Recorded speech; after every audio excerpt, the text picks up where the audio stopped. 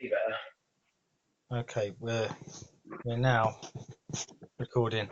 Oh shit! Just tipped coffee on myself. Oh no, that's a Health and safety issue. yeah. We need someone. We haven't got any staff, have we? So we can't get them to come in and. At least hand me a drink. Yeah, it all has to be done manually, doesn't it? Yeah. Yeah, we're on a bit of a shoestring, aren't we, really? I wonder if I can claim sort of insurance off that. What, you're going to try and sue me? I might sue myself. Can you sit now? Yeah. I want to. Yeah. Have we got any? No, we haven't. No, that's insurance on this. We haven't. It could be that. What if there's like I don't know, like a fire or something? What do we do in the event of fire? We move to the appropriate exits. Oh, okay. Assemble. Just wonder if we're covered for that, for third-party fire and theft. The third party. Yeah, it's a very basic cover, I think we've got, so we probably just have to just grin and bear it. Probably doesn't cover spillages, does it? No. I've got contents insurance, I think, if that's any help. I think if you look at clause 56, it says doesn't cover spillages. Spilling coffee on yourself. Of any spillages of any kind. Any fluid that's spilt during a podcast. Yeah. We can't sue McDonald's like that woman did for tipping hot coffee over her lap. No. Shame. Never mind. If I was hoping to get some money out of these bloody podcasts, for Christ's sake. Do you know what I mean? That's not the way to do it. Someone should give us something, shouldn't they? Yeah, we should benefit from it, somehow. I mean, we've now got 10 listeners, apparently. 10? Yeah. And do we not count? Us two do not count? Yeah, we might count. It might count us. Okay. 8. I think Andy Lunn, and to name check him again, I think he listens. Right. Well. And we're going to name check him again because I texted him today and said, once I figure out how to upload Zoom on my phone, because I think that's the only way we're going to do it. Well, no, apparently you can. Okay. You can do I was looking it up yesterday, and you can do a conference call on Android. So. Oh, okay. Well, perhaps we should look into that then. Yeah. But he's a busy man though. He's in demand. Oh, okay. So yeah, we have to sort of have to pick our day. Right. Yeah, I know he watches a lot of films. Yeah, I think he might do a lot of podcasts himself or whatever. He's like I say, he's in demand. Yeah. And well. So what podcast number is this? What are we on at the moment? Well, in total. Well, the lockdowns, because we're still trying. I think this might be 6. Is this the 6th of the lockdown? Lock, stock, and 2 smoking barrels. Yeah. Yeah. Locked and loaded. Well, the lockdown sort of eased a bit, hasn't it? I think everyone thinks it's all over now. Well, since Dominic Cummings has done his 200-mile round trip or whatever. Yeah, maybe this is part of his master plan. Just to get everyone back to work. I was just thinking, because he doesn't. We're going off on a tangent here, and everyone who doesn't know who Dominic Cummings is, what is his actual classification? What is his title? Special advisor to Boris Johnson. Advisor. That's what it says on his name badge, does it, when he goes to the Tory conference party? Yeah, just underneath cunt. Yeah, exactly. Yeah, I reckon. I was thinking that exactly the same thing that you just said there. It's just a ploy because he doesn't give a shit. He's like a sort of, anarchic. Or what did he call it? What was Neil in the Young Ones? I don't know what he was. Proto-anarchist or whatever. Yeah. He probably just thought, fuck it, I don't have to follow the rules. Yeah. Well, that's basically what he said, isn't he? Like, he doesn't give a shit. Yeah, basically. So why should he adhere to the lockdown? Yeah. But he's part of the problem, not the solution, isn't he? That's it. Well, I thought to myself, someone's, again, it's Facebook, so it could be all lies and damn lies.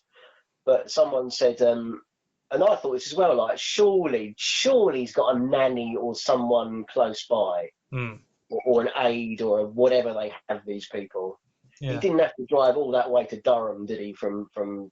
London, from No. Westminster. Surely there's people around him. And someone put that apparently, yeah, his sister lives not that far away in London somewhere. All right. So why didn't he dump the kid on her if someone was ill or whatever?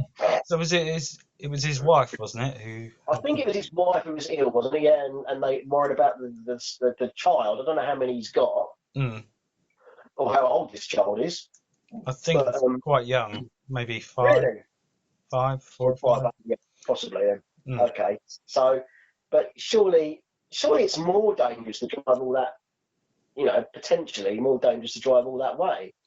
Yeah, well, most other families with one person, the person would just self-isolate in one room, and Yeah. the rest of the people could stay in the house, but they would have to just be careful. Well, So yeah. I mean, if you think about it statistically, I know there's less traffic on the roads. Well, I don't know. Everyone seems to be going to the seaside, so maybe not. But statistically, you could be involved in a car crash, mm, or you could sort of be infected from someone else, couldn't you? So yeah, that seems like a bit of a feeble excuse that they had to go all that way to yeah, protect the child. yeah. Just a load of bollocks, really. But anyway, a bit of politics to start with. Well, actually, having said that, I know, like our usual stream of consciousness stuff, it doesn't really have a structure, but there will be some. I was thinking about what to talk about. Sorry, I was thinking about talking to you, but I was what to talk about, the subject matter, and politics, not of a obviously party political Mm. kind, but there is. I've been, which I touched upon with you earlier. I didn't touch him earlier because that's at the moment illegal. Well, Well, it's probably illegal at the better times. unless you've got like Mr. Tickle hands, they'd have to Yeah, really it'd be a long distance to reach, wouldn't it? or from what was it, the Fantastic Four? Yeah, Or what is it? Inspector Gadget. yeah, But yes, I've fallen again down the rabbit hole of YouTube and social media. So that's what I was thinking. All the which we sort of semi-discussed earlier, but not in a podcast way. mm. But I thought I'd flesh it out a bit. What's it 'Cause like down the old rabbit hole these days? it's wild. Yeah, There's so much. There's so much out there. yeah, A lot of it's trash. A lot of it is entitled sort of man babies, which I want to sort of get onto. right, okay, Toxic fandom. oh, all right, Because what I've been doing is I've been thinking like I was sort of researching, I guess, other podcast stroke vloggers, mm. and what their sort of what their house style is, if you like. And it seems at the moment anger's very popular. All right, Anger is very. If you're irate, if you're railing against someone, that's always good for viewers. yeah, Perhaps we need to raise our voice a bit and sort of rail against some. angry about anything, Well, I think Disney's always a good one to shout about, right, and how they've raped the Star Wars saga. yeah, and I won't mention any names, but I imagine people in podcast land know these individuals. They probably watch them as well. So I think they are probably a satanic cult, Disney. oh yeah. But I just think but what amuses me, it's just what I guess I'm not even really I'm not even really thinking about Disney or the actual fan base of the sort of franchise. I'm more looking at the psychology of these people who, I mean, there's so many of them. There's so many channels. I mean, basically they are all kind of similar kind of people just shouting at the screen about politically correctness and wokeness. And it just I think, well, obviously they get viewers because you look at the sort of the viewers that these people get, and they do get a lot. So obviously it does connect with an audience. Yeah. I mean, I'm hypocritical because I'm watching it as well. So I'm kind of watching it from a sort of, I guess, postmodernist angle or whatever. I don't know, or pre-modernist because we're old fuckers. I just find it quite amusing because it's like really, I just think how much energy these individuals spend on berating these, untouchable organisations. Yeah. What is the point? Yeah. Couldn't you channel that in? I mean, I guess the point is to sell T-shirts and get YouTube money from YouTube and get people to sponsor your Patreon account. I guess. Well, yeah. At the end of the day, it all comes down to money, doesn't it? I think it does. I don't even think they're particularly taking a moral high ground, because I think it is kind of they're looking for it to benefit them, aren't they? Really. So it's just interesting, and I think that's. I've noticed that getting to, especially with the lockdown, because obviously a lot more people are they're confined to their bedrooms, and they're probably even more irate. So there seems to be it seems to have notched up a level. Okay. Because another thing I've been sort of viewing with sort of casual interest is about the and I don't really know the ins and outs of the comic book industry in like America.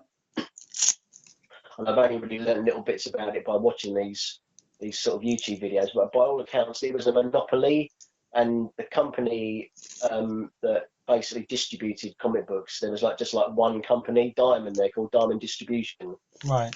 And for whatever reason, well, I guess the fact that the postal services weren't working in particular territories, they basically completely shut up shop and supplied no comics to comic shops. All right. But effectively, I can understand it would cause consternation and anger with a lot of comic shops, because they've got no product to sell. If they can't sell anything, how are they going to stay in business? So there is that. They can't. Well, they can't. In this country anyway, they can't open their stores. They can't open, but even mail order. Yeah. They couldn't even do that because there literally was no product to sell. Because Diamond shut up shop, and apparently by all accounts they're in huge debt now. Like it was all basically borrowed money that they were operating on. So there's now the possibility that the comic book industry is just going to implode now. And well, I think a lot of industries are probably using the same model, aren't they? Where they're running on nothing really. Running on nothing, just running on borrowed money. Probably. Yeah. It's not a sustainable business model, I guess, is it really? No, it's like we were talking a few episodes back about Cineworld. Yeah, well, yes, it's exactly the same. They're apparently the same. They're in massive debt, and will they ever recover? Yeah, because they just keep debt upon debt now, haven't they? Yeah. So things are going to change. Yeah, they definitely are. But there was that, and then that's quite interesting. So I really sense a sort of heightened, almost hysterical sort of rage not against the machine, but although they're getting back together, aren't they again? Apparently. Oh, are they? Apparently, but there is a rage against just corporations and corporate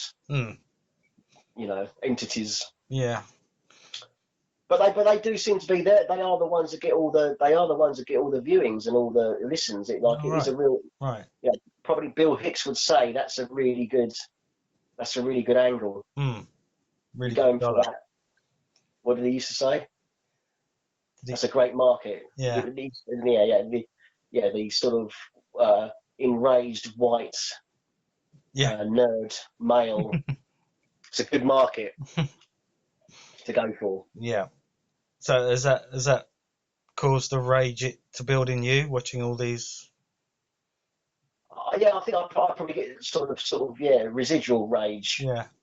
I'm not sure to be angry at though. I've got a confused rage, because I'm a bit angry with them being angry, but I'm equally angry at what they're just the subjects of their rage. So I'm like, it's kind of passing on the rage, right, and redirecting it. Yeah, residual rage. Do you think I've got residual rage? Yeah.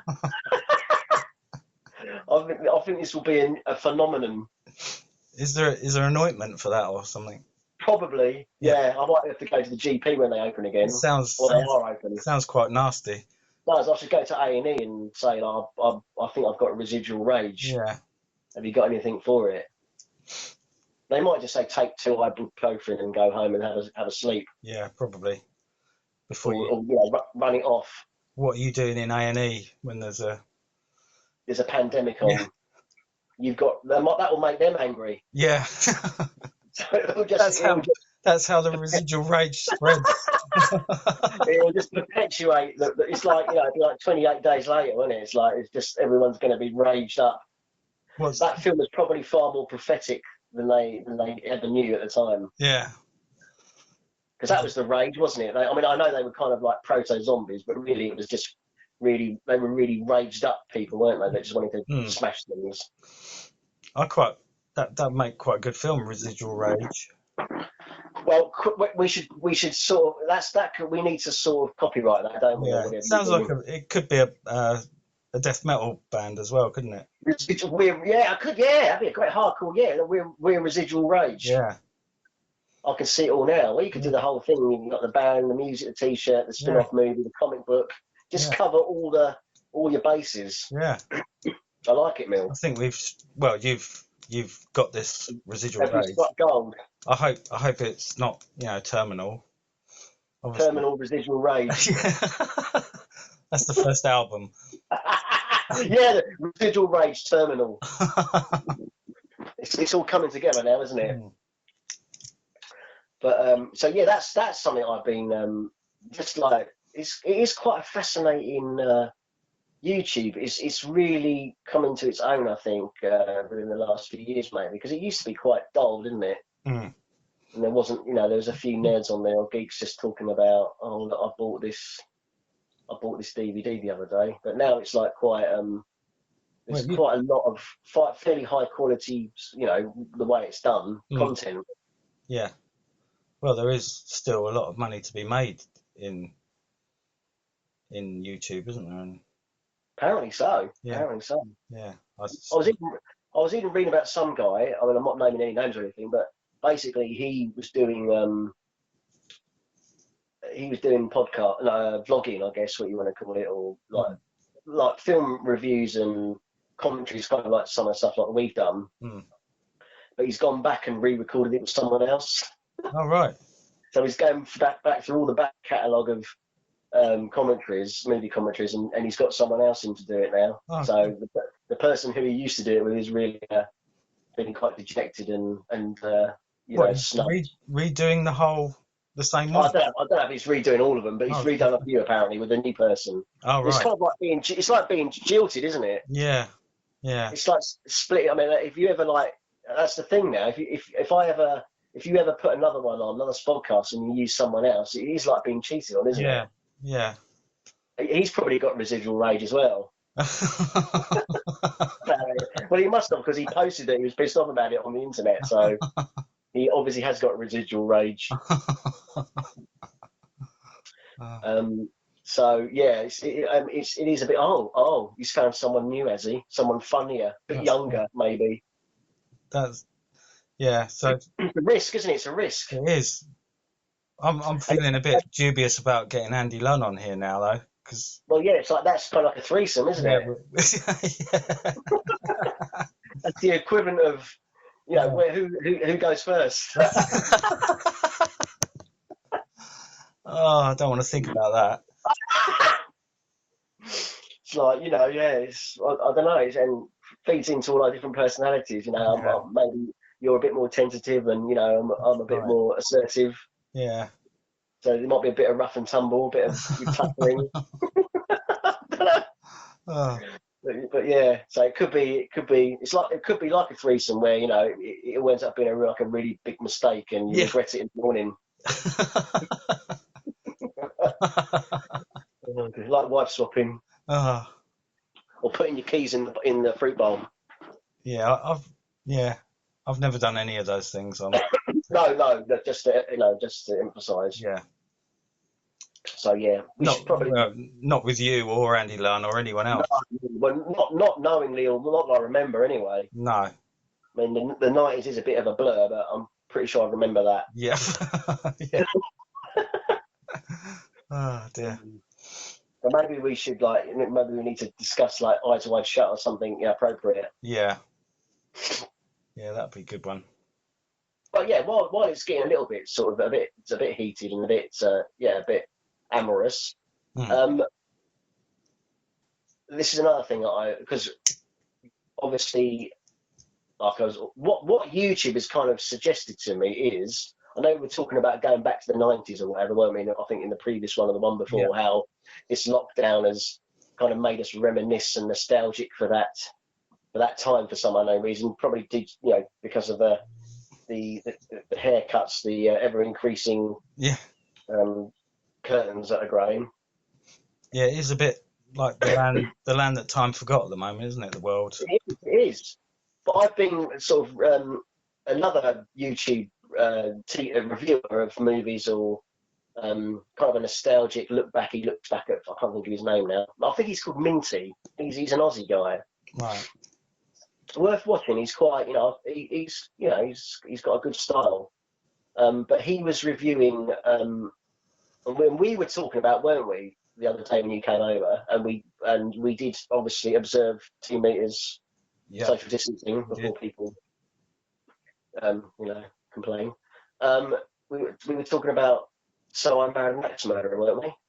I was talking to Stuart about that. No, we can talk about that. Well, we can, because it's not actually about that. No, sorry, it was Stuart, who I also observed 2 meters social distancing with before people get upset. Because basically, out there in Spodland, I was talking to you about this though. Our friend Stuart, who's not a spodder, he's a nerd though, isn't he? Yeah, he is. Yeah, he dresses up as a stormtrooper. He used to. I don't know if he still does. He got the costume, so technically he's probably more. If it's based upon sort of monetary outlay, he's probably more of a nerd than us, because I think he said that cost about $6,000. That really, something like that. Something. I mean, I might have. Yeah, I may have got that wrong. But a lot. It was a lot of money anyway. It obviously had a lot more disposable income then. Yeah. Blimey. But because it was from proper. It was from actual molds from what Lucasfilm used, from the movies. I mean, I don't think they were like authorized; they weren't official. But someone obviously, who I guess worked in the workshop at Pinewood, probably kept some molds and made a little side industry out of it. Which I seem to remember reading about, that Lucasfilm shut that all down because that was like a little cottage industry going on. Right. People were selling counterfeit, costumes and stuff. So yeah, but I mean, it wasn't. Yeah, so technically, he probably is quite a nerd, but he also looks very much like I was going to say young, but he's probably catching him up now. But a really, a slightly younger Donald Pleasance. He does, yeah. And when he turned up, he said, "But that's what we were talking about." Because I think I discussed with you. I said, "Well, they're doing another couple of Halloween films, aren't they?" So there's one out. Well, it's been postponed, I think, at the moment because obviously the coronavirus. But I follow Jamie Lee Curtis on Twitter and stuff. And I thought, I'll send her a picture of Stu, because apparently this film is going to feature flashbacks of Dr. Loomis, who in the movie was played by Donald Pleasance. Stuart really does look like Donald Pleasance. For people out there who think, he looks a little bit like him. No, he does look like Donald Pleasance. Yeah, he does. He doesn't just look and a bit like Vladimir Putin as well. Think Donald Pleasance, cross between Vladimir Putin and Donald Pleasance. Yeah. And that's Stu. I mean, yeah, but you could definitely pull off a young Donald Pleasance. I mean, that sounds wrong, doesn't it? Yeah. I don't want to think about him pulling off a young Donald Pleasance. That'd be no. It's got a nasty image in my mind there. He could if he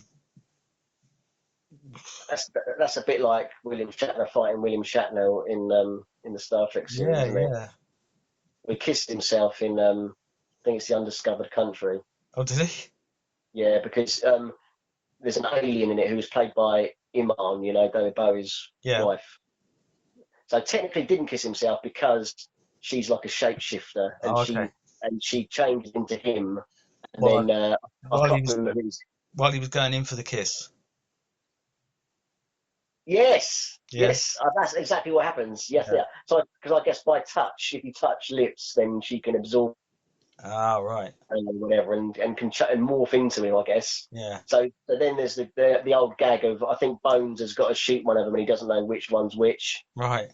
and they make a joke about the fact that obviously Kirk had always wanted to kiss himself anyway. Yeah. With that joke, so that is vanity. Yeah. But anyway, that's getting off the subject a bit. But anyway, so yeah, so Stu said, "Oh, I said to Stu, you should go to forget about dressing up as a stormtrooper because no one knows who the fuck you are as a stormtrooper, do they? You can be anybody." Hmm. Said you should start cosplaying, Dr. Loomis, Yeah. and then that would be much better because people can see you, and well, it's a really cheap bloody costume, isn't it? Because I think he just wore like a Mac in that. Yeah. Yeah, he did. Yeah. So you haven't got to spend loads of money on a costume. No, he doesn't need makeup or anything. No, He's ready to go. he's good to go. He's all there. I don't know why I hadn't done it years ago. Yeah. So anyway, I did put that suggestion out there. And But what were we talking? did Anyway, so I Jamie Lee contacted did, Jamie Lee Curtis. Yeah, that's what I was going to say. I sent a picture of Stuart to Jamie Lee Curtis, which you obviously should probably ignore, then probably block me. But anyway, so I married an axe murderer. Yes, sorry, getting off the beaten track there. So yes, not so I married an axe murderer, although of the same era. I'm going through a bit of a Christina Applegate thing okay. at the moment. Yeah. I don't know about you, but I had a bit of a crush on her. Yeah, In the I did. would it have been late 80s Yeah. when she was on Married with Children? Yeah. Yeah, she was pretty damn hot in that, wasn't she? She was pretty damn hot, and then because I've been watching her in a thing on Netflix called Dead to Me, which is also very good, Right. which I recommend. I think is it the second series? Yeah, second series. I binged Oh, a few weeks back. I think we might have watched. I think we watched one episode Yeah. together Yeah. before the lockdown. But I'd watched all of them previously of series one, and series two was just it came out about a month ago, I think. Mm. And she does show what a great comedic actress she is. Right. But for those who've not watched Dead to Me, it's kind of a what they call them, dramedy. Is that what they call them? Not a dromedary. It's like a comedy drama. Yeah. So yeah, whatever that word is, whatever they use these days. We'll stick with dramedy. I like that. Let's stick with the dramedy. Yeah. That's it. But and she's very good at doing the comedy and the drama. So, and I always thought she was good in Married with Children. But the point being, with Minty, this guy who reviews movies, well, it sort of goes through old, sort of forgotten, semi-classics, I guess, or cult films, I guess. Yeah. Do you ever remember seeing, which is another thing I found out also, unbelievably, I know they're thinking of remaking everything, but they're thinking of remaking this film apparently. Right. And do you ever remember watching Don't Tell Mom, as they say in America, The Babysitter's Dead? Yes, I do. Yeah. Yeah, I was trying to think. I knew you meant that film. You knew where I was going with this. Yeah, thought. yeah. I can only vaguely remember it. Yeah. You'll have to fill in a few blanks for me. Well, I think okay, so this guy does go into the plot, but I did remember the basic plot anyway. I didn't remember all of it. It is a bit Home Alone-like, as in, or Home Alone-esque, in that I think the basic premise is her mother and her boyfriend go on holiday and basically leave her to she's like the eldest kids in the family, Christina Applegate's character, and they leave her to sort of look after the place while she's gone. But before they go, they've employed like a babysitter Yeah. just to like, you know, keep them in line, I guess. And she's like an old, quite draconian, sort of strict, Yeah. you know, babysitter. She's quite old, and she dies while she's babysitting, basically. Because she's old, I think just keels over and has a heart attack or something. Just natural causes. Yeah, natural causes, yeah. Although apparently early scripts it was questionable whether one of the kids had actually killed her or poisoned her or whatever. Yeah.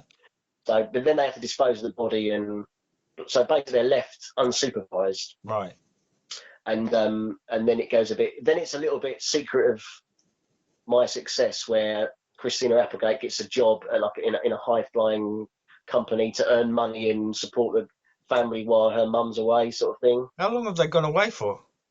Well, yeah, I'm not sure. I'm not sure about, because I haven't literally seen it since. I'm sure we would have watched it on VHS. Yeah. So yeah, you'd think like, have they gone away? Perhaps they've gone on a world trip or something. Maybe it's like, I don't really remember the intricacies of it, but I think maybe they've gone like a world cruise or something. Right. Which is very bad parenting. It is, yeah. To leave them with an elderly old lady. Exactly. He's probably like in her 90s or 80s or something. Yeah. It's quite interesting. Like I didn't remember who's in it, but but obviously this guy Minty discussed it, and there was people like the woman who was in Blade Runner. She was in it. She played like the sort of executive. I can't think of her name now. She played Zora in Blade Runner. I watched Blade Runner the other night as well. I can't remember what her name is now. That's really annoying. But anyway, it'll probably come back to me. And lots of sort of people you've seen in stuff. Mm. I think the kid was in one of the younger brother was in the first Poltergeist movie. You know, all had little people who've done other stuff. Yeah. That you've probably seen them in, but obviously I think Applegate was the nominal star of the piece. Yeah. And I remember quite enjoying that. Mm. It's probably dated horrendously. Yeah, it wasn't your standard sort of, like you compared it to Home Alone. It wasn't, the humour in it was, as I remember, a bit quite black. I think. Yeah.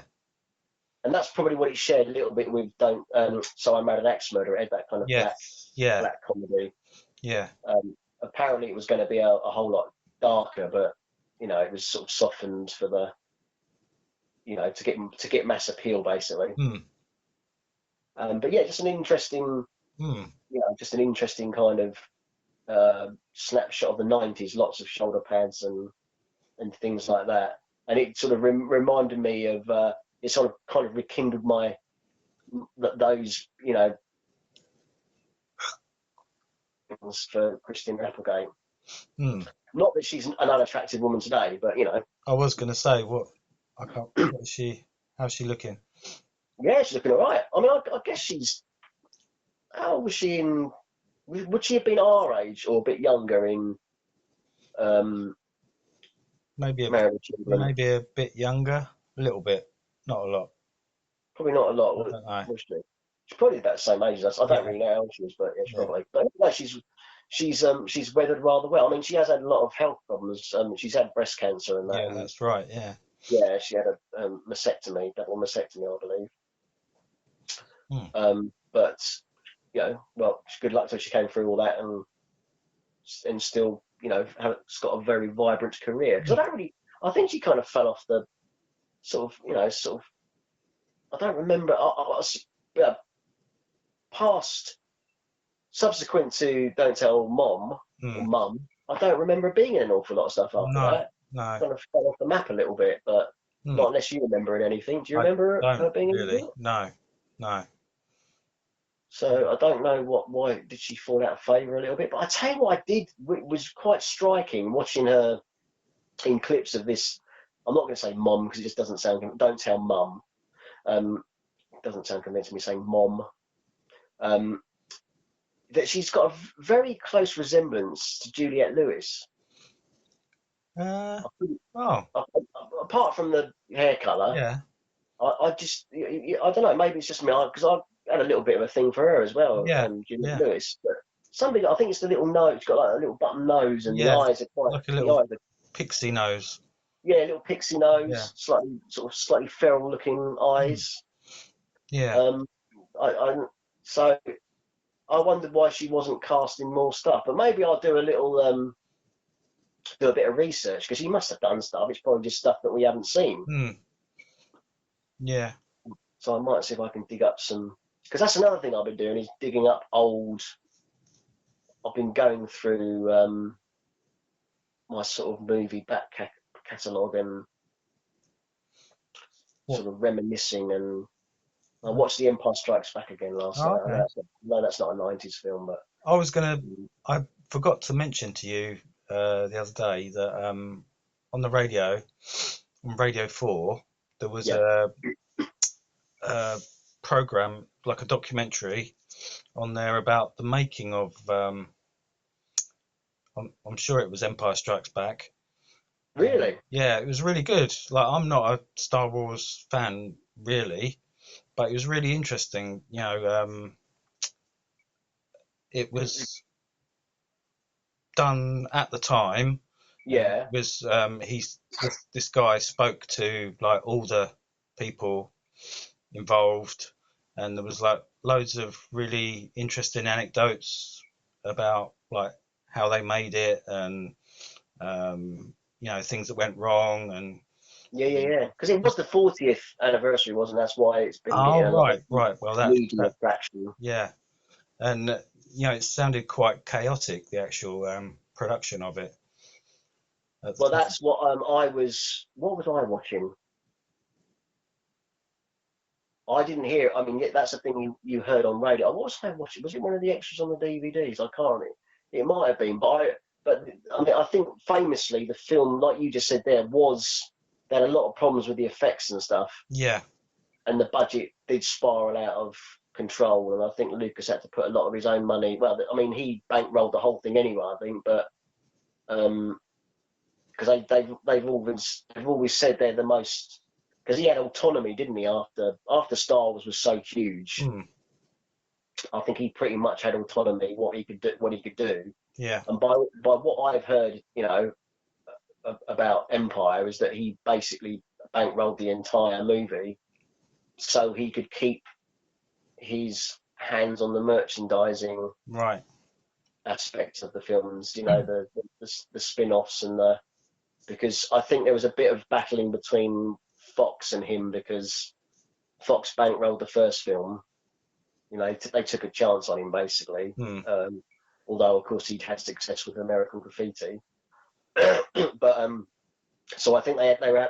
It was a bit of a battle of wits really. They had some leverage against him, and he wanted basically. It's kind of ironic how he's now become like he's sort of held up as like his corporate behemoth, isn't he? Isn't he, Mm. Lucas? Mm. But he started off being a very independently minded director producer, and he wanted just basically to keep control of his ideas. So the only way he could do that, I think, was to pay for Empire Strikes Back pretty much out of his own pocket. Right. So he was getting he was feeling the heat when it was going over budget Mm. because he didn't direct it, did he? Irving Kershner directed it. Yeah, that's right. Yeah, they spoke to him. No, it's really interesting. It's on BBC Well, he was Sounds. completely burnt out, wasn't he? He was burnt out after Star Wars, Lucas, by all Yeah, accounts, yeah, and he just couldn't face directing another one. So that's why yeah. he handed it over to Kershner. Kershner was an old, was it UCA where he went to? Mm. University of California, and he was an old. I think he was like a teacher there. Oh, right. He was one of because he was quite a lot older than Lucas, Yeah, and I think he was like a lecturer. And Lucas basically offered him the directing job, and he didn't really want it at first. right. So he was kind of persuaded to direct it. Mm. But sorry, yeah, that's on Radio 4. Yeah, if you go on BBC Sounds, Yeah, yeah. put in Star Wars, you should be able to find it. It's really well worth listening to. How long does it last? I think it's I think it was about an hour. Really? Have you got any other like little tidbits that you remembered, like that were? Yeah, well, a couple of stories about like because they filmed part of it in Norway or Mhm, Iceland or somewhere. mhm. This, with the uh, with the walkers. You know, you'll have to help me because I'm. Oh, sorry. What we talking? Robots or monsters No, or you know the big walker things? things. Oh, the 80 the AT-ATs. Yeah, those. Yeah. They filmed that in Norway.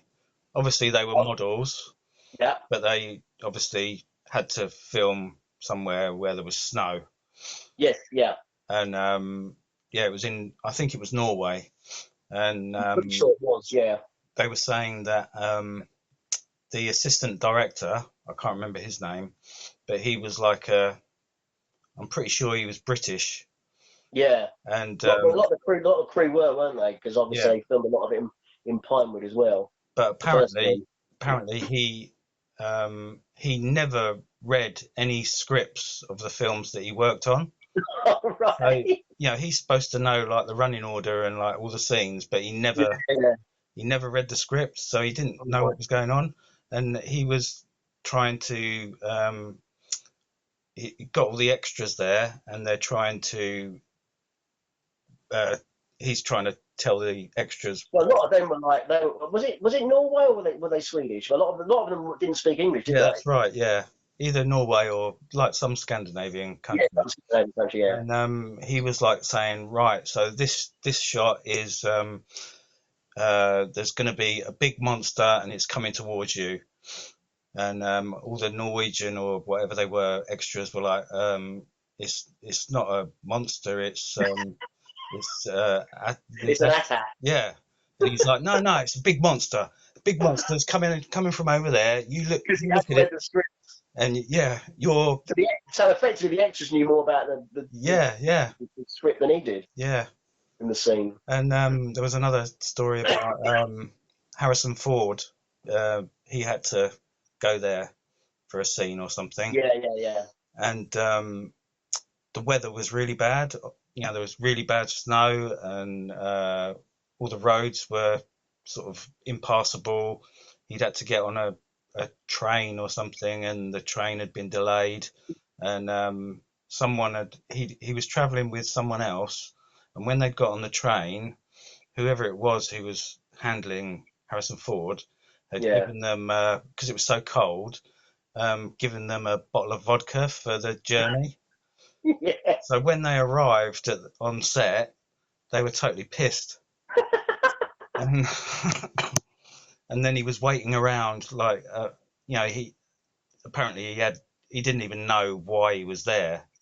Right. He didn't know what the scene was. So the communication was really quite Yeah, poor, it sounded quite chaotic, but quite shambolic. also quite an interesting story about Yoda as well, Yeah. like about how he was created, and you know, Frank Oz and everything, Yeah. how he worked Yoda, and you know, it was interesting. Yeah, I think a lot of the behind the scenes stuff. A lot of people say, oh, you know, why do all these? What's the point in these films having all these extras? You know, does anyone ever watch extras anyway? But I do find often the making of the film is more interesting than sometimes the film itself. yeah, Not always the case. I mean, that's, you know, you obviously hope the film is equally as good, but quite often, especially some of the more obscure B movie stuff, the actual how it was made is far more entertaining and interesting than the actual final well, product. definitely. Yeah, you know, I really enjoyed it. You know, and I don't claim to be a Star Wars fan, so No, no, no. But it's just um, interesting, isn't it? The whole, you know, just the mechanics of making a film. I find yeah, that interesting. Not, I guess not everyone would find that interesting, but for me, I find that very interesting. And it's a bit of a shame. I know I've just had a go at people who have a go at Disney here, but I find the newer films, it's all about damage limitation, and they don't like talking about problems. hmm, So all the extras that you do get the making of, they're all kind of like fluff pieces that are all backslapping and yeah, oh, didn't we all get on and everything was great? hmm, And that's a bit boring, really. I'd rather, you know, I'd rather know that something went wrong and this is how we resolved it, rather than, oh yeah, it was really smooth. But I guess, you know, Hollywood now, it doesn't like failure, does it? So no, it always has to slap on a happy face. And because yeah, by all accounts, the last Star Wars film, The Rise of Skywalker, had loads of problems, and script rewrites and whole scenes being dropped and rewritten right up to the last minute by all accounts. Yeah. And you Well, don't get any indication of that in the making of documentaries. They're no. all sort of self-congratulatory, kind of, we did it, yeehaw. Yeah. It doesn't really make for a very interesting, you want documentaries like bloody The Apocalypse Now, Yes. don't you? Yeah. Hearts of Darkness. Yeah. That's the benchmark, isn't it, really, of movie-making documentaries. That as a documentary, that's almost as good as the actual film. Yeah, exactly. Yeah. Exactly. That's it. It's fascinating. Yeah. And the same with like Kubrick stuff. He didn't do a lot, I don't think, documentaries about his stuff. He doesn't really talk about his work a lot, but there's a good Shining documentary, which his wife films. All right. And that's really interesting. You've got read-throughs with, Nicholson and that, and Shelley Duvall. Yeah, I think I've seen bits of You that. probably have seen that. You probably have. I think that's on one of the DVDs or the Blu-rays. Yeah, with Jack Nicholson. It might even be on telly. Yeah. No, But that's really interesting because that goes from like very early, beginnings of read-throughs and stuff. Yeah. No, it's fascinating stuff. And yeah, I reckon you'd really like that as well. Yeah, I'll have to give that a go. Yeah. I mean, there's probably still stuff you think you know it all. There's probably still anecdotes and stories that you haven't heard before. Yeah, I mean, another thing that's come up that's all on YouTube now is they've released or re-released on YouTube for free. They did like back in the day, years ago. I remember when these came out, just after, I can't remember the exact year, but they did like radio adaptations of the films. All right. And they're like 4 hours long. Star Wars is like, it is literally 4 hours long. It's obviously they put in lots of stuff that was taken out because for budgetary reasons and that. So that's all put back in, not all of it, but some of it's put back in. And actually, Mark Hamill and Anthony Daniels, they reprise their roles. Oh, right. I don't think it's all the actors from, I don't think Harrison Ford's in it or, Carrie Fisher, I don't think. But I mean, and I remember them being quite a big deal back in probably the early 80s that they came out. And they're called they're called the radio plays. I think the BBC has something to do with them as well. There was a connection there with the Beeb. Well, talking of that, that's just reminded me of like when we were like teenagers. I remember you used to have like LPs of yes, yeah, the similar sort of thing, like a condensed story of like I remember Raiders of the Lost Ark you had. Yes, yeah, they were like what were they? I'm trying to think what they were called. They were just like, I think they were just called like the story of collection. It was like a load of them. Yeah, the story of Star Wars and the story of Indiana Jones, and they're like sort of talking books really. That's before, right. Yeah. Before talking books were a thing, really, weren't they? Yeah. Like you say, very condensed. Yeah. I mean, Jesus, I remember having them on 7-inch singles, so they must have been properly condensed. They probably ran at 33.5, so they were slightly longer than a 45 running. For old people out there, that vinyl, because 33 ran slower than 45, didn't they? Yeah. So I think they were 7-inch. They were 7-inch vinyls that ran at 33.5 RPM. So it was RPM, wasn't it? Yeah. And but even so, I mean, what would you get on one of them? 15 minutes per side. That's a lot to condense, isn't it? But they did do 12-inch versions, which I've still got. I've still got the Star Wars, the Empire and the Jedi one. All right. Yeah, I got rid of a lot of my old, the old ones. I think, the Star Trek ones, and I think there was a Black Hole one I had as well because I was a bit mad on that back in the day when that came out. Yeah. But they're all gone on the skip probably. Yeah. But I did keep the Star Wars ones. Quite interesting little things, aren't they? Oh, they are little artifacts, little historical artifacts, really. I mean, they were a big thing, weren't they? Because that's sort of pre sort of VHS, wasn't it? So that was your only real way of. You couldn't actually watch the film. You couldn't buy the film like you can nowadays on disc or whatever. You had to resort to listening to like a radio adaptation or like an audio adaptation of it. Yeah. I remember very early on in the 70s, which I always used to like I used to look at it sort of like lovingly and adoringly and with great sort of, I was quite jealous that of people who could afford these sort of things, and it's quite lustful want Mm. that you could buy like 16mm film because projectors were a thing, weren't they? Do you Yeah. remember? Yeah. I never, that was never in the realm of affordability Yeah. for myself. But even there used to be adverts in like the comic books, like Star Wars Weekly, which was like a comic that was out back in the 70s. I think it came out over here just before the film opened, actually, over here, because we got the film in 78, didn't we? Mm. Christmas 77 opened wide in 78, and I think the comic just preceded it, the comic adaptation, the Marvel comic adaptation, and in that there would always be like adverts for, you can buy Star Wars on cine film, but it was Oh, like right. literally, it was silent, and it was like 12 minutes of the film, My God. a silent black and white, black and white, silence. About 12, 15 minutes of the film. So what the hell was that going to be? Yeah, yeah. And so that was your only way of sort of taking the film home, if you like. God. I think if you wanted sound, it was more money. Mm. If you wanted 15 minutes of sound, That's crazy, isn't it? Like, it's inconceivable, isn't it? Inconceivable yeah. today that you really had to sort of scrabble for any, um, any sort of merchandise Yeah. or. Well, earlier you were talking about uh, different formats of like Mm, video and Betamax and that's it. all of that, and you know, today's you know youth would just, I don't know, they wouldn't understand what Well, it's like. Yeah. that's another individual on YouTube I'm going to recommend is I remembered his name because you're talking about old sort of past formats that are obsolete formats, and his name's Techmoan, Okay. Techmoan, and it sounds like because moan's in the word that he's going to moan about stuff, but he doesn't. He's not moany at all, really. I don't know why he's called himself Techmoan. He's quite enthusiastic, but he's a guy who he looks back at old obsolete formats and systems, and he'll basically sort of give a little overview of what they did and how they worked and how they compare to modern tech.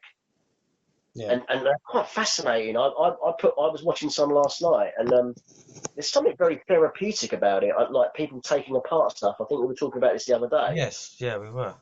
weren't we? Like it is quite. I mean, I'm not like into mechanics. I'm not into cars and engines and like some guys are, I guess, and taking stuff apart, and because I'm fucking useless at it. If I took something apart, I wouldn't be able to get it back together No, again. no, I could Or I'd be quite like, easily. oh, I could take it apart, but oh yeah, take it apart, right? And then I'll put it back together, and I'll be like, I've got fucking 5 screws left. Where do they go? So, or a bit of plastic left. yeah, So yeah, I'm completely hopeless. But this guy sort of does that, and he sort of looks at he repairs them sometimes if they're in a state of disrepair. Hmm. But he was looking at laser discs because we were just talking about that, weren't we? Like, and that's another thing.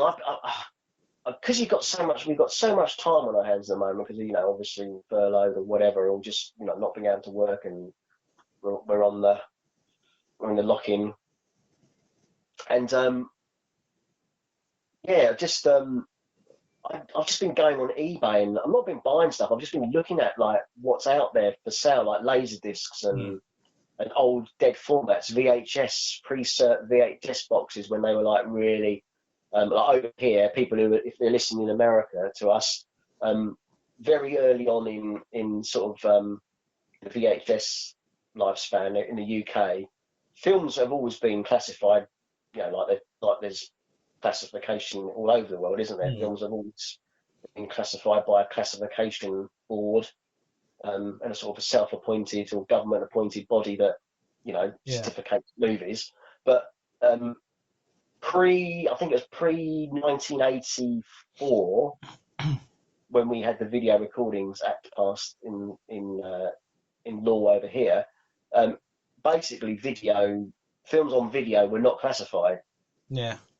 So you had a real disparity between movies that had to have a certificate given to them, so that before they could be shown at the cinema. But video, anything went. You could put anything on a videotape.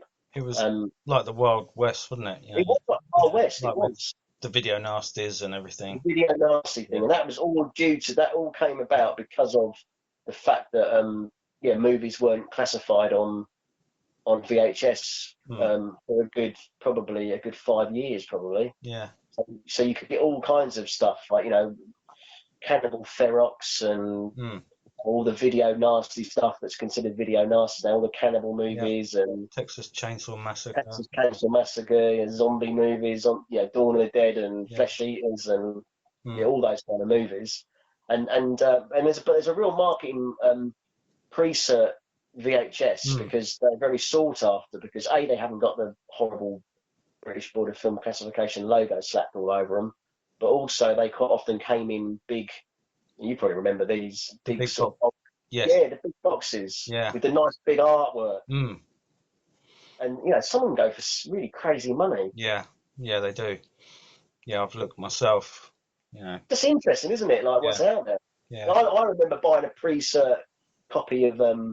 I think I went up to London. I think it was in the Virgin Megastore. I don't know how they got away with it. I mean, well, maybe they could just sell anything in those days, but it had a very crudely sort of stuck on BBFC 18 certificate, but it wasn't. It was just one you could peel off. And that was a big box Mad Max 2. I think that was the first time I'd ever seen Mad Max. All right. Or the Road Warrior, as it's called in America. It's called Mad Max 2 over here. And I don't know what happened to that. I think I might have sold that. I think I might have eBayed that years ago. I kind of regret it now, but there you go. But yeah, lots of pre-certs. Like the Evil Dead, that's quite that. Obviously, horror goes for horror is very sought after, and kind of sort of retains its value. I think the horror stuff because they're kind of very. There's a very sort of dedicated horror fan base, isn't there? They're very fanatical. Yeah. But if you rewatch some of those so-called video nasties now, they're it's like a tame. Yeah. I mean, obviously the fact that the effects are quite crude. I mean, some still have the power. I mean, I still find Texas Chainsaw Massacre is quite a sort of. It does get under your skin, doesn't it? No pun intended. I know he's wearing people's faces in it and stuff. Yeah. But it does kind of get under your skin. It is kind of a bit grubby and. You feel like you need a bit of a wash after you've watched it. Yeah. But a lot of them are very dated. Yeah. And some of the acting's very wooden as well. What did I watch not that long ago? I watched The Hills Have Eyes, which still that is still fairly shocking in its. Okay. I remember the cover for that with the bald guy. Yeah. Wasn't Berryman? I think his name is. Yeah. That. Even it just the covers were sometimes more frightening than the actual. Well, very lurid, weren't they? They were very lurid covers. Yeah. And like you say, quite often more shocking than the movie themselves. Yeah. That was just very clever marketing, wasn't it? Because I mean, you can buy books with video nasty, tape cover artwork in them. They're kind of collectible as well. People like looking at the cover art because it often was very imaginative. Yeah. Often didn't bear much relation to the movie. No. But good marketing. Oh, brilliant! There's a guy I follow on Facebook, Graham Humphreys. He's a fine artist, and he does a lot of horror poster art. He's worth following actually. He's a very obviously immensely talented, but he's very interesting, and he did a lot of when films came from America. Quite often, like for different territories, they market the film differently. So he was quite often the UK horror artist they'd go to market their movies, and he did the Nightmare on Elm Street movies over here. Evil Dead, he did the poster for the pre-cert videotape over here. He mainly works in horror. You've probably heard of Arrow Video. Yes. That exists now. They do a lot of cult and old school horror stuff. He's quite often commissioned to do art for their for their Blu-ray releases and that. Mm. But yeah, I mean, it is art in itself. I mean, it is a work of art. It's not just like schlocky stuff. It's proper fine art that just happens to be in the horror genre. Yeah. Ultimately. But that's weirdly, or not weirdly. There's another 5 degrees of separation, or 6 degrees of separation, where it's like you're talking about Berryman from The Hills Have Eyes, the bald guy. Aaron had a sale on not long ago, and they were like cleaning a lot of old stock, and they were selling stuff like half price or whatever. And I thought there was a film that I've never been a massive John Hughes fan. No, nor have I. He Breakfast Club and all that malarkey. Don't know why. Maybe it's because it's being a British teenage growing up, didn't really connect with the American sort of California type. All living in mansions and with nannies and Yeah, all the Brat Pack type. Yeah, the Brat Pack stuff. Like Ferris Bueller driving his sports car. I mean, that just seemed like too much of a fantasy, to be honest with you. But the only one sort of John Hughes film I ever kind of semi-liked was a film called Weird Science. Right. Oh yeah, I remember you mentioning this. I mentioned it. I bought it. I was a bit apprehensive about buying it because I'm thinking the last time I saw this film was probably in like the 80s, and I was very worried that it wouldn't, because it's 20 odd years, 30 odd years later. I was very worried that it wouldn't stand up. But I mean, those who haven't seen it, basically, 2 nerdy guys. One. I mean, the plot makes absolutely no sense whatsoever. It's got sort of nods to Frankenstein and all the rest of it, but they basically create a woman out of a Barbie doll. Don't know if you remember that. Have you ever seen it? I have, but don't remember it. Is, it's got Clearly Brock in it. Yeah, to be fair, she probably is the most memorable. Yeah. She's like I was trying to think. Her acting style is very interesting. Yeah, she's limited. She's not the best, is she? She's like the 80s version of Elizabeth Hurley. Yeah.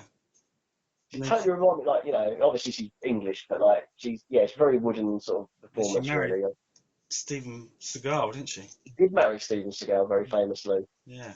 But it's kind of famous for having that Berryman in it. The guy from Mad Max 2 who played one of the. He's also the guy in Commando who gets Schwarzenegger impales him with a pole and very famously says, "Let off some steam, Bennett." I don't know if you remember that. No. Let off some steam, Bennett. But he was a semi-regular bad guy and stuff. He's a bad guy in it, and it's got a very early role for Robert Downey Jr. Oh, right. Who looks about 14 in it. Well, he's pretty older than that. He was older than that, but. So, like I said, it was with great trepidation that I watched this, and it really has aged very badly. All right. I probably should have left it in. It should have been left in the 80s as a.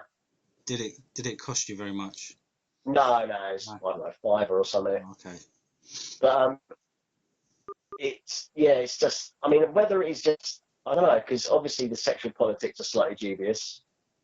Because they effectively are creating like a like a woman that they can control. She's basically, I mean, she's not completely submissive. She has got sort of her own mind, but it is very the sexual politics are very 80s. The girls are like dolly birds, and the guys are like frat boy kind of. It's that kind of frat boy humour. Yeah, it's sort of like Porky's and all that. Yeah, kind of like a teeny version of Porky's. Yeah. And it's got a totally threadbare plot. I mean, literally, there is no real storyline to it. Again, it's that Don't Tell Mom the Babysitter's plot again. And Home Alone again. It's the parents have gone on holiday and left the kids alone to run riot, basically. Yeah. So they all have a big party and invite all their school chums over, and there's like a riot and chaos ensues or whatever, but that's very, very sort of derivative storyline, and even the gags aren't particularly funny. No. So maybe, maybe when you're 14, it's a bit more amusing. But yeah, the teen market was quite big then, wasn't it? Like, you know, yeah, it was. It was huge. It was kind of almost probably oversaturated, wasn't it? There yeah, was loads of teen stuff, wasn't there? Loads of yeah, teen movies. Probably quite thanks to John Hughes, really. mm, I mean, it's look, it's well made. It's just it's very thin on it's someone who had an idea. Oh, what if we what if these two nerds created a woman out of a Barbie doll? It's not one of those high concepts where yeah, that's really they've got that only idea. It's only got that idea going for it really, and they've had to build some sort of perfunctory storyline around it, around yeah, the high concept. yeah. So yeah, No, but yeah. Bill Paxton's in it. He's quite good value for money. Oh, is he? Yeah, very early role for him, playing like a grunt. Like he basically pretty much got typecast as playing in British period, didn't he? Really, he's basically Hudson from Aliens Right. before he went to space. Yeah, he's no longer with us, is he? He's No, sadly not. Sadly not. But I mean, I think again, he probably never quite got the. I saw like an obituary of him. I think that was on the YouTube or somewhere, but he had a lot more sort of in him than he was ever sort of really given a chance to do. hmm. Um, he was. Have you ever seen Simple Plan? Yes, really good No, film. yeah, it's really good. He's really good in that, and also One False Move. He was Yeah, the yeah, cock in that, yeah. and I think he directed a film called Frailty, which was like a kind of. I think I'm not sure if Billy Bob Thornton was in it. Billy Bob Thornton was definitely in One False Move, Yes, he wasn't he? was. Yeah, that's the But first thing I remember seeing Billy I Bob think that's the Thornton. first thing I remember him in. It was he was really sort of creepy and It's really brutal. yeah. Doesn't he stick a bag on someone's head and sort of Yeah, suffocate them? yeah. It's some nasty deaths in that. Yeah. Oh, that's right. I mean, because that famous, I think the poster was changed over here because they had to take I think they erased the gun that one of the characters is holding. Right. It looks a bit weird. It looks like someone's doing a bit of a break dance, but really they've just been Hmm. shot, but they couldn't show the gun, so it just looks like someone's striking a pose. Yeah. But yeah. I mean, that was an excellent film and a very nuanced performance from Paxton. Hmm. Yeah, quite underrated, I think. Really. Yeah, he definitely, he was a strong character actor. Hmm. Maybe just never quite given his dues. But Frailty, he directed Frailty. That's another bit of a curiosity, but it's a bit like a ghost story. It's worth checking out if Right. you ever get a chance. Hmm. I can't remember who's in it now, but I don't think he. Oh, is it? He might actually be in it as well, but he definitely directed it. Hmm. I think the last thing he did was that film with Cruise. What was it called? Die Repeat. What's that film where he has to relive the same battle every day? Oh. Live, Die, Repeat. It was rebranded as, wasn't it? But it's not. It wasn't called that originally. Can't remember what it was called. I've got it somewhere. It's on the shelf. But anyway, that's what it was. That was what it was renamed. It was renamed as Live, Die, Repeat. Right. But he was. I think that was one of his Bill Paxton's one of his last roles. Anyway, again playing like a military grunt in that. Yeah. So that was his Yeah. sort of go-to role, wasn't it? Really. Hmm. Yeah. Yeah. So have you been delving? What have you been delving into? Um. Well, earlier on today, I was thinking about. I'm going to get his name wrong. I can never say it right. Joe Mantegna. Is that right? Did he do House of Yes. Games?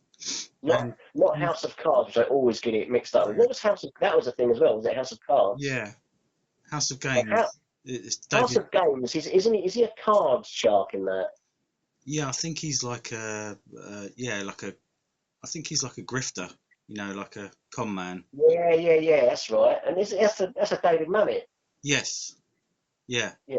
But Played it. yeah, I wanted to rewatch that, but I couldn't find it on Amazon or Netflix or anything. All right. But do you remember a film called Homicide with him in it? Yes, that's excellent. Yeah, That wasn't Mamet, was it? yeah, that's Mamet as well. Yeah, Thought it was. Yeah. Had a bit of a run, didn't he? I've started watching that, and yeah, I It's brilliant, brilliant.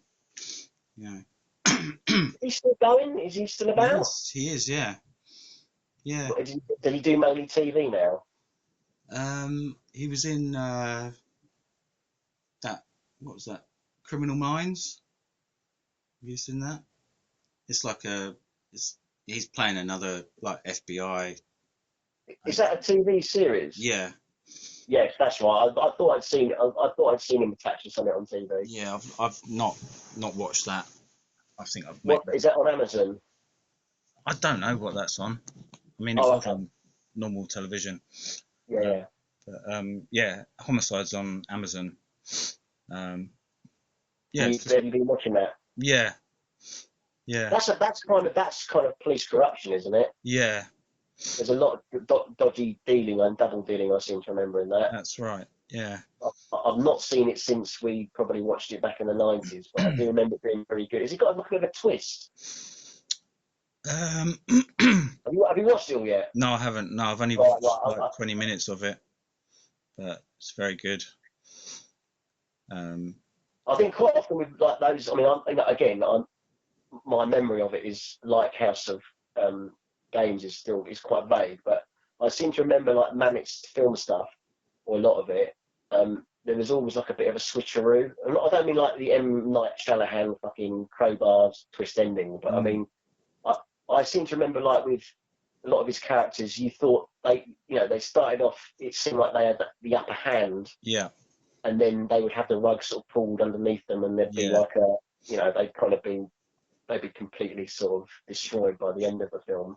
Well, And I seem to remember that in being the case in Homicide. yeah. But is it with House of Cards? Is it House of Games? Sorry, let's get it right. Is it House of Games or House of Yeah. Cards? House of Games. House of Games. Isn't that where he gets quite obsessed with a woman? Yeah. I don't know. I can't remember her name. I think she might even be British. She's Julie something Cruz. Yeah, something like that. Is it Julie Cruz? Because she did a lot of sort of. She was quite a big '90s Yeah, actress, wasn't she? yeah.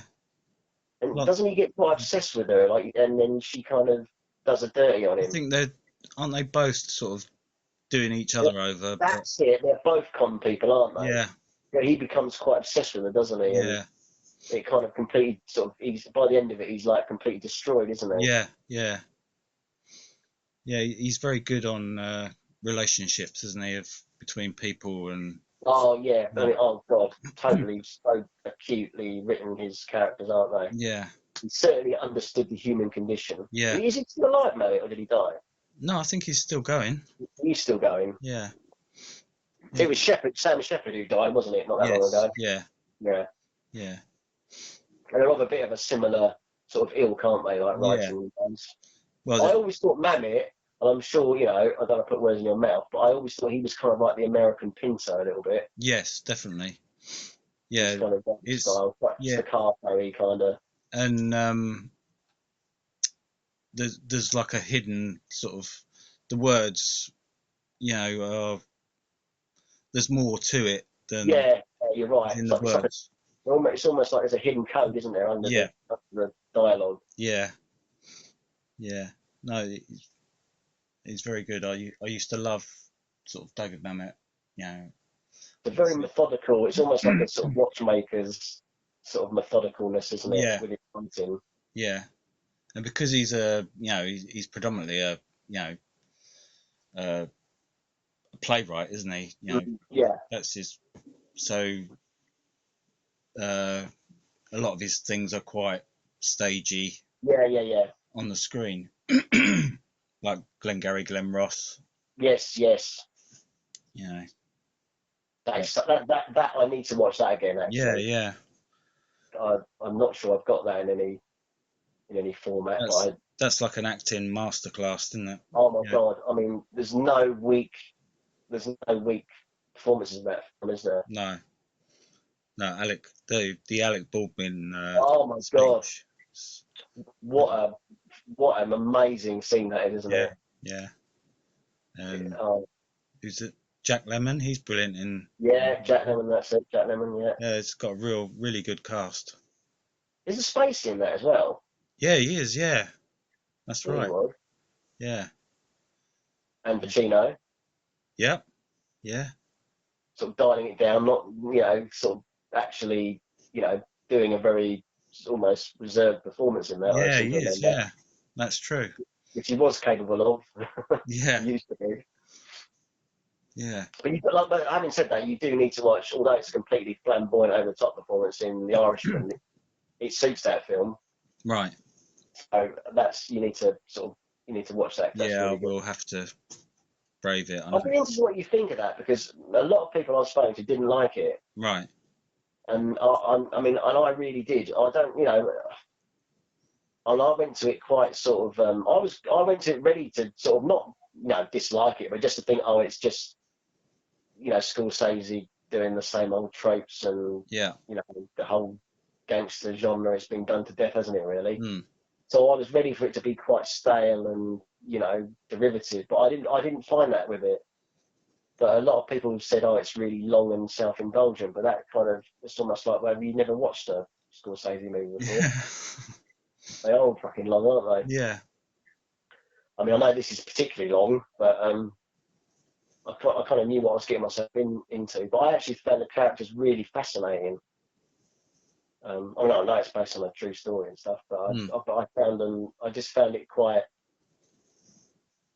these characters, he just kind of dissects them, and Yeah. they're just really very, very interesting to what their evolution of, how they grow throughout the Hmm. film Hmm. is interesting.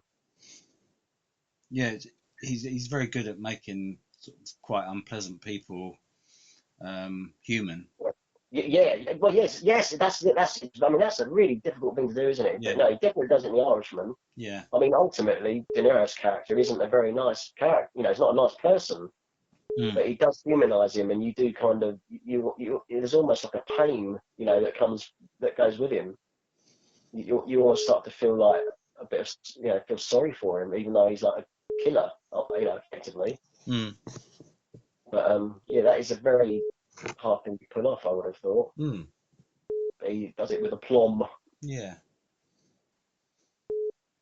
Yeah. I mean, I know it's always good to watch. I mean, often bad guys are the most interesting sort of characters to watch, aren't they? Yeah. I was famously think like sort of briefly coming back to Empire.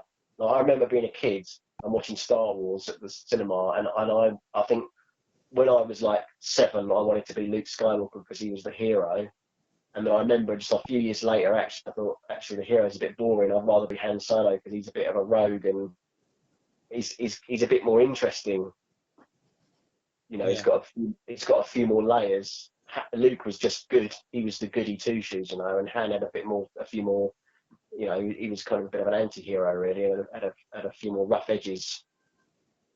So yeah, the heroes quite often in movies is quite a thankless role, isn't it? Really, because Hmm. you're just a do-gooder. He's just a do-gooder in the film, and it's actually the villains are the most interesting. Like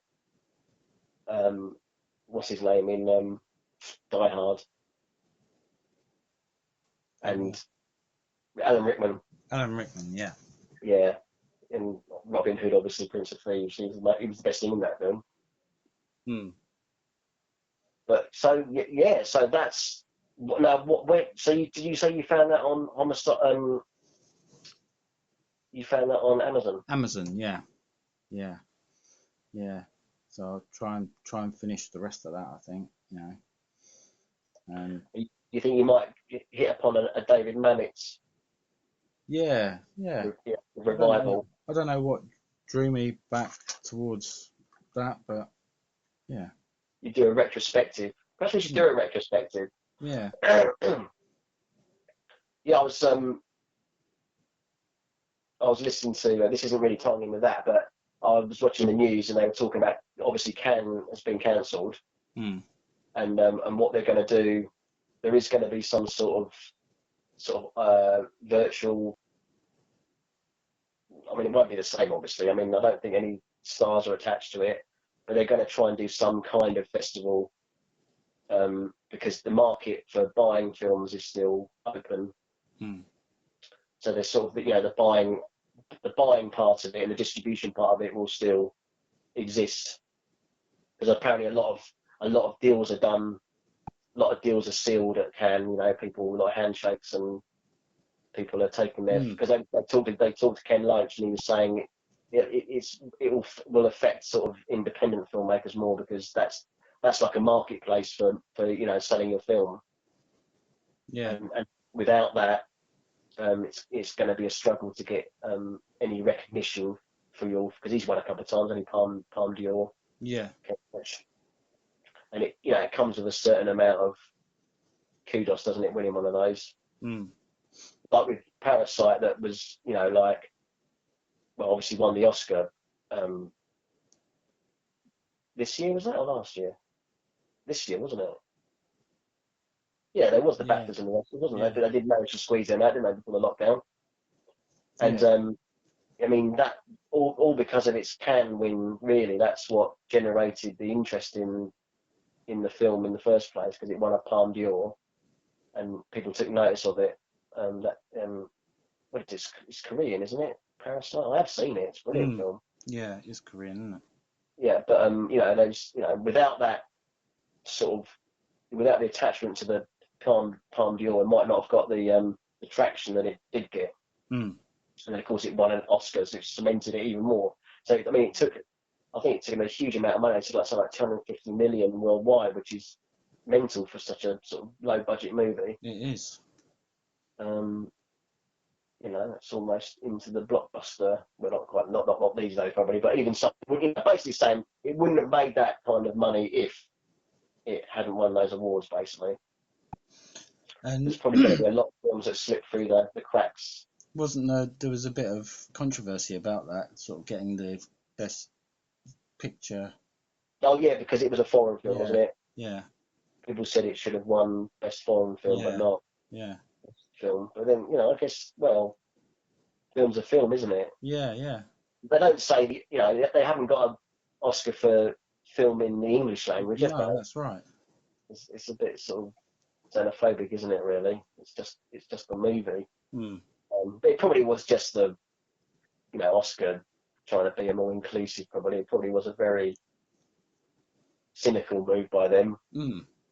But even so, it's good for the film, so can't complain. I wonder what's going to happen about the Oscars. Talking of the Oscars, whether that will still imagine that happening either. Can you go on as it is? It won't be able to.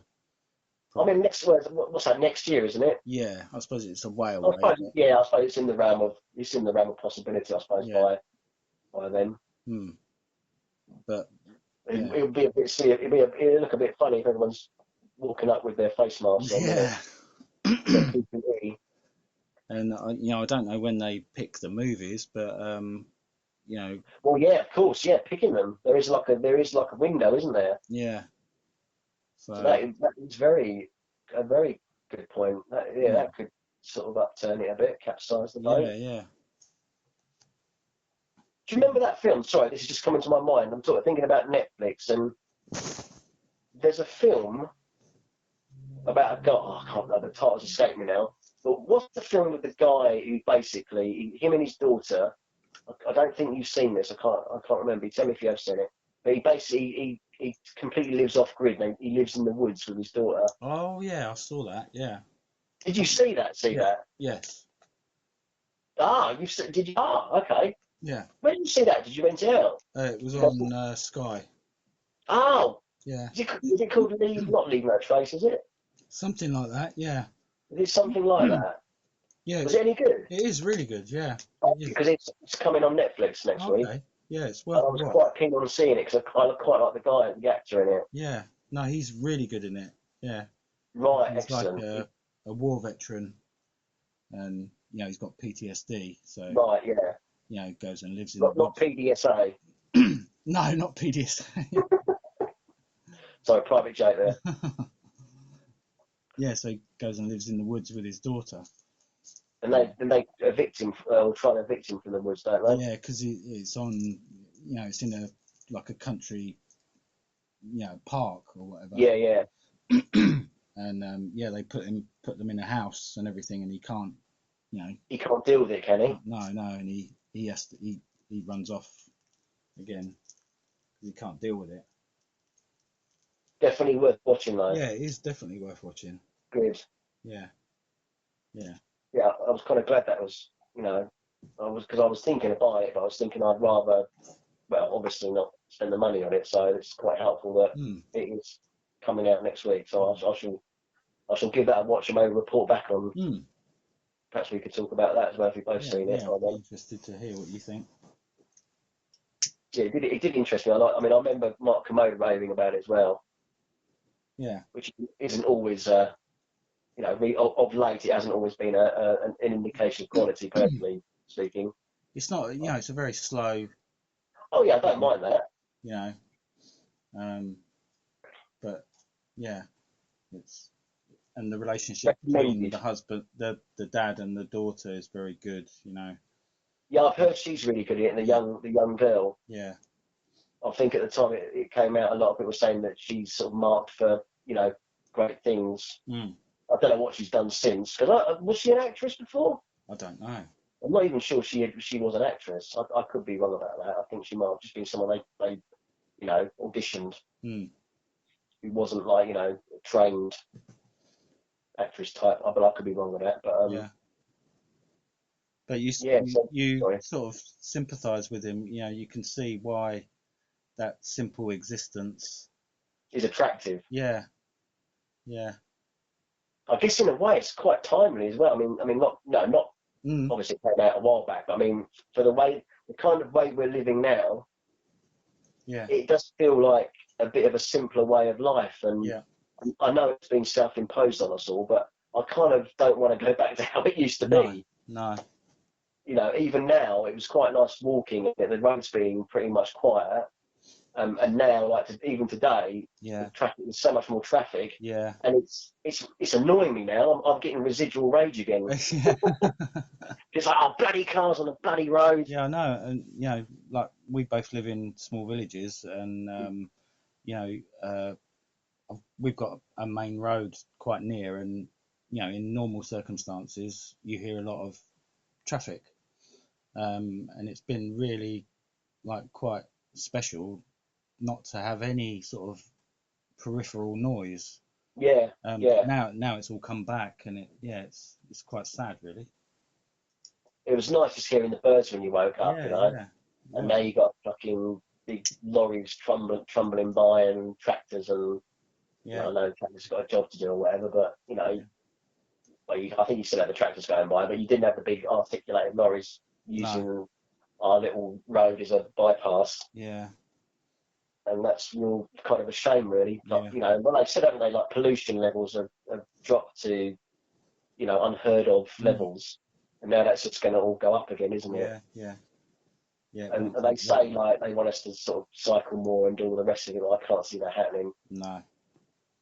Bad habits that we had prior to the, to the lockdown are just going to reappear, aren't they? Yeah, and cars are, important for, the the oil industry, aren't they? And yeah. They're not going to want to change, are they? No, of course they're not. They don't want people riding bikes, do they? They want no, of course not. Filling their cars up. And we haven't got the infrastructure for electric cars yet, so that's still a long way off, isn't it? Yeah. So that utopian dream of every place had a cycle path, Holland, whatever. Yeah. Unfortunately, things are going to go back pretty quickly to the way they were before, I think. Yeah. Pre-quarantine ways. And that's, in a way, that's a shame, isn't it? Really? Yeah. Kind of. I know there's been a lot of hardship by having to stay in, but we may actually miss it a little bit when it goes back to normal. Yeah. The time you've had to sort of reconsider things and look back to the past, which we've been doing, which is kind of a very it's an unusual but I think agreeable. It's been a very agreeable phenomenon. Yeah. I've looked back at a lot of old stuff that I probably haven't addressed. Like just things that I'd forgotten about. And that's kind of a strange sort of positive byproduct of this whole pandemic, Yeah. really. Yeah. It'd be. And I don't know what we're doing at the time, but An hour and a half. So. I think that's probably good. I was just going to sign off. I think it's probably a good time, isn't it, to quit? I was just going to say quickly, did you watch that Peter Sellers documentary? No, I haven't yet. No. Right, so perhaps we could talk about, because that is very interesting. Yeah, I'll watch that. And what I didn't realise was the film that I shared to you, which I thought it was gonna be viewable. Apparently, you can only view it on, is it Vimeo or whatever that channel is? Yeah, yeah. Peter Medak's film about filming that. Yeah, that looks. What was it called? The film? It was a pirate film, wasn't it? Crazy. Very crazy. Yeah, crazy. Well, obviously, the film has famously been shelved, isn't it? It's never been. I don't think it's ever been shown. Right. But obviously, I think it might have been shown like to preview audiences or the cast when it was finished. But I don't think it was. I don't think it ever had a proper cinema release. Oh, right. That I'm aware of. I think Columbia basically shelved it and never released it. Wow. But what was the documentary called? I can't remember. What was it called? Was it Remembering Peter? It wasn't called that, was it? I can't remember. I can't remember what it's called. We can't remember if it was called Remembering Peter Sellers. There's an irony. But anyway, apparently, I think it had its. I think you can rent it on Vimeo or what the hell that channel's called, but it's something like £17. Oh, right. You know what I mean? No. Pretty expensive. I was hoping maybe it'd get a DVD release because it was made years ago apparently. Oh, right. Because that thing I shared you, the website, I thought it was like a recent thing, but no, it was made in 2018, I think, or something. So why it's been sat on for so long, I don't know. Unless it's rights issues and stuff, I don't know. Using clips from the film and that. Yeah. It sounded really fascinating.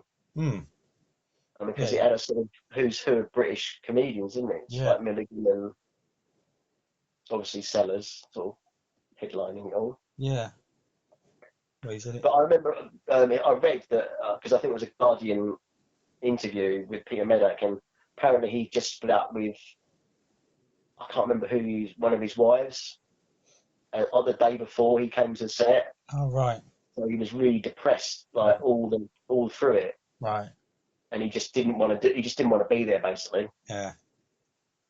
And it started off like that, and then it just got worse. I think there was storms and stuff that destroyed the sets, and the usual, the Terry Gilliam type stories, basically. Yeah. But it sounds really fascinating. You have to keep an eye out for it. Yeah, keep an eye out for it. But so I'm kind of done, but I don't know if there's any. No, I think I'm pretty much done at the moment. Well, maybe next time for the next one, if you finish Homicide. Yeah. And then if you watch that Peter Sellers documentary, the BBC one that's on iPlayer. Okay. Because that was interesting. Yeah. So I'm not going to go on and on about it because we are going to wrap up, but it's a little bit more insight. I'm quite fascinated. I think we've discussed this in one of our earlier spots, but Lynne Frederick. I'm quite fascinated by that. Yeah, you are, aren't you? I am. I don't know what it is. Got a bit of a I'm thing quite for fascinated by her character, and there was a lot more in that. I mean, there wasn't a great deal more, but there was a lot more in that BBC documentary about her than I'd ever seen on, spoken about before. Because she seems like a bit of an enigma. Right. And I think that's probably why I'm so interested in her, because she just seems very. There doesn't seem to be a lot about her written, or so that kind of because a lot of movie stars, there's tons of articles written on them, and you kind of almost you feel like you know them almost. And she seems like a real enigma and a real kind of, because she didn't really want to be an actress. But you would think by association with being Peter Sellers' wife, she would get, there would be stuff about her because of that. Yeah, exactly. When I've read a few negative paragraphs about her. But her herself, there's very little information on her. And I find that quite intriguing. It's almost like a detective, like trying to And I think that's why I'm quite fascinated by her. And I did see her in she's in a Space 1999 episode. Oh yeah, I remember you saying, yeah. Yeah. She did a lot of TV work and she did a few movies, but yeah, I just find her really intriguing. And Well, yeah, if Peter it's a Sellers. biopic, I would do it about her because I just find that I think I find people who don't thrust into fame more interesting than people who've always wanted it, Yeah. Because they're driven, aren't they? They're driven to do it, and it's like a desire. That's right. And then, but there you got someone who never really intended to. She just happened to be in the right place or the wrong place, depending on how you look at it, at the right or wrong time. And looked right, probably. And looks right, yeah, because that's effectively why she got cast in the first place, because she was very attractive. And she never acted, and she had to learn how to act because I think she was ahead.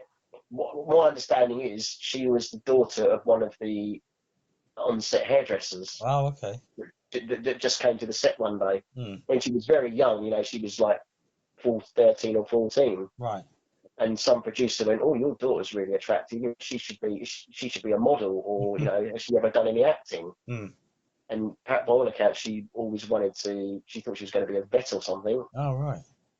So had no intention of ever getting into the industry, but she began to be photographed, and then I think she was like, magazines used her pictures, like teeny magazines of the time of the early 70s, and then she started getting film roles, but just very bizarre. Anyway, well, we'll end on that note. Okay. Hopefully that will intrigue people enough to tune in next time. Yeah, well, I hope that that hasn't exacerbated your residual rage and your. No, I feel quite calm now. Yeah. Oh, good. Yeah, no, I'm not all roided up or raged up. Yeah. And I hope, like, any of our listeners, won't suffer. Any of our 8 listeners. Yeah. Yeah. If they haven't fallen asleep by now, I hope they enjoyed that spot. Yeah. Well, I did for one. So. Yes. Yeah. I guess that's the main thing, isn't it? That we enjoy it. Yeah. It's a very selfish kind of. It is. We're navel gazing. Let's just talk about us for 2 hours. Yeah. Yeah, it's a bit self-indulgent, isn't it? Yeah, but that's the nature of the beast, I guess. It is. And, but hopefully, some people get little nuggets of interest in our inane ramblings. They might go and watch something that we've mentioned, or hopefully, go and watch some obscure movies, and look up Lynne Fredericks on the internet and see what she's been in, and I will talk about Phase 4 at some point, the Revenge of Nature killer ant movie that she's in. Oh right, okay. I haven't watched it yet. It's the Blu-ray sitting on my shelf, and I'm waiting for the right time. Yeah. I need to be in the right frame of mind to watch it. Yeah. Especially when there's a lot of with the temperature warming up, we've got a lot of insects. That's right.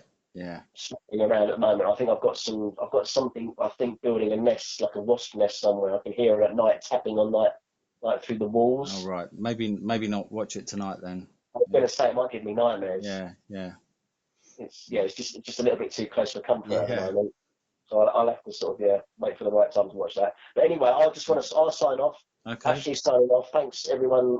Thanks to you 8 people out there for listening. If you do like it and you think your friends, your neighbours, or even your enemies, if you think your enemies might like it, please do share it and recommend us. Anyone with residual rage, we can help you.